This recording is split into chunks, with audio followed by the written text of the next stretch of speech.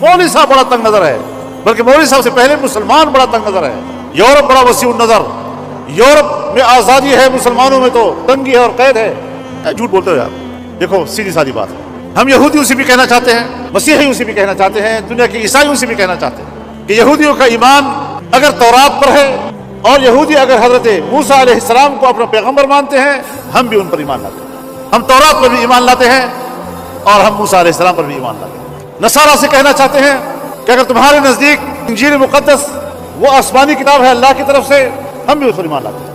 اگر حضرت عیسیٰ علیہ السلام آپ کے پیغمبر ہیں، ہم بھی اس پر ایمان لاتے ہیں۔ لیکن انبیاء کا سلسلہ جب جناب رسول اللہ حضرت محمد صلی اللہ علیہ وسلم پر مکمل ہوتا ہے اور کتابوں کا سلسلہ جب قرآن کریم پر مکمل ہوتا ہے تو آپ ہمارا انکار کرتے ہیں، ہم آپ کا انکار نہیں کرتے۔ سو ہم اقرار کرنے والے ہیں، اقرار کرنے والا وسیع النظر ہوتا ہے، تم انکار کرنے والے ہو، انکار کرنے والا تنگ نظر ہوا کرتا ہے۔